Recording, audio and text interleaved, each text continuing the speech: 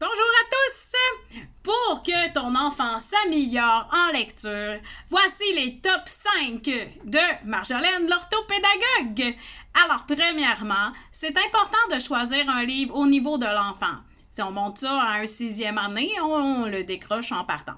Par contre, première, 2e année, ça c'est très intéressant. On arrive au 2e cycle du primaire. Eh bien, c'est encore important de s'assurer que les A sont pas comme des E à l'envers, hein, et de regarder la police. Est-ce que c'est grand? Est-ce qu'il y a quelques images, mais pas trop? Donc, ça, c'est très bien pour de la 3e année, par exemple. Et lorsqu'on arrive 5e, 6e, secondaire, des romans du genre Hunger Games, Narnia, Divergence, c'est très gagnant. Deuxième point, planifie tes moments. C'est la fréquence et non la durée de l'intervention qui porte du fruit. Donc, mieux vaut faire 1, 2, 3 et 4 séances de 10 minutes que de faire une seule séance de 40 minutes. Mais pourquoi? Eh bien, c'est la fréquence et non la durée qui va rentabiliser l'intervention.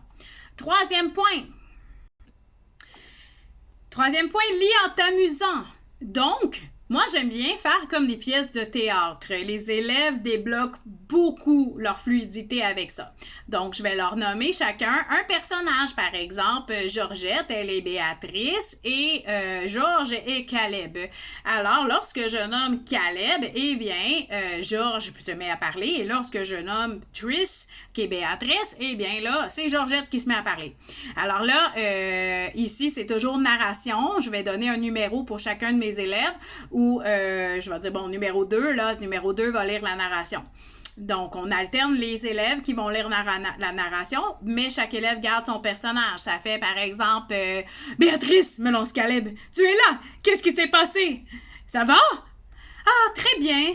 Il est avec. Donc, vous voyez, on a toujours distingué la narration des dialogues et plus on le fait sous forme de pièces de théâtre et que naturellement, les élèves vont comprendre qu'il y a le paragraphe qui commence, le paragraphe qui se termine et que la petite barre indique le début d'un dialogue et lorsqu'il y a un trou ici, c'est le début d'un paragraphe.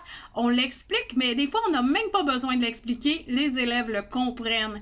Et tout en s'amusant, parce que les élèves s'amusent à lire sous forme théâtrale, ils développent leur stratégie de lecture. 4e point, améliore ta fluidité, ta vitesse et ton taux d'exactitude. Si on a en dessous de 95% d'exactitude et qu'on lit à moins de 90 mots par minute, on n'est pas capable d'accéder au sens de ce qu'on lit. La fluidité, c'est très important. Comment je la travaille? J'ai sélectionné en bleu le texte que je vais faire passer à mes élèves sous forme de lecture chrono. Je copie, je colle le texte que j'ai pris dans mon PDF dans Word et on voit en bas ici le nombre de mots minutes. 48, pas mots minutes, le nombre de mots, 48 mots.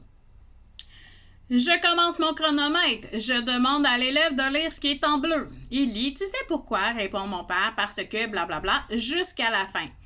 J'arrête mon chronomètre. Et, bien entendu, je note les erreurs. Si ici, il a dit parce qu'il au lieu de parce qu'on, je le note dans mon petit cahier d'observation. Et chaque erreur compte pour un mot qu'il n'a pas eu. Donc, mon petit Pete a lu le texte en bleu en exactement en 1 minute et 15 secondes. Donc, 1 minute 15 secondes, c'est 75 secondes. Maintenant, je fais le produit croisé. 48 fois 60 divisé par 75. Lorsque je fais le calcul avec ma calculatrice, 48 fois 60 divisé par 75 me donne 38,4. Donc, Coco lit à 38 mots par minute. C'est très faible. On veut monter ça. Idéalement, lorsqu'on est au 2e cycle, on devrait être à 70 mots par minute. Dès qu'on atteint la 5e année, c'est clair qu'il faut être à 90 mots par minute. C'est clair que ça, là, si on n'a pas ça en 5e année, on a un problème. Même qu'en 5e année, on viserait idéalement le 118 mots par minute. Donc ça, c'est notre idéal. 5e point. Quand on rencontre un mot difficile au cours de la lecture, c'est important d'utiliser 2 stratégies pour le comprendre. Première stratégie, se servir du contexte pour deviner qu'est-ce que ça veut dire. Regardons. Désolé, mais elle a diffusé. Mais diffusé, elle a diffusé, qu'est-ce que ça veut dire? Un article qui s'en prend à Marcus. On veut connaître. Elle a diffusé. Je me sers du contexte. J'efface diffuser. Mais. Désolé, elle a un article. Alors, qu'est-ce qu'on peut faire avec un article? On peut écrire un article, on peut lancer un article, on peut produire un article. Et je prends un des mots qui fait du sens et je le mets là tout simplement.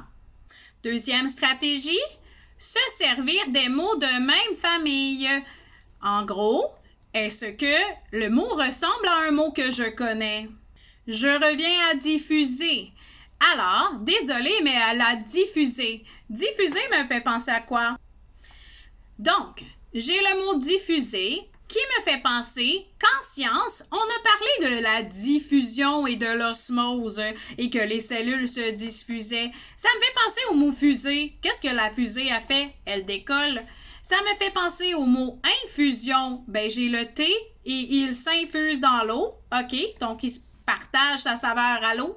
Et j'ai la fusion qui est de passer de l'état liquide à solide en science. À partir de tous ces mots que je connais, qui me font, que je connais, qui ressemblent au mot diffuser, je tire une conclusion sur sa signification. Donc, diffuser peut vouloir dire donner, partager, comme la fusée qui s'envole, comme la diffusion, les cellules qui s'en vont. Alors, je comprends que elle a partagé un article, elle a comme mais mis l'article et élargi, que ça s'est propagé parce qu'elle l'a diffusé. Alors, je comprends le sens grâce aux mots de même famille que je connais. C'était tout.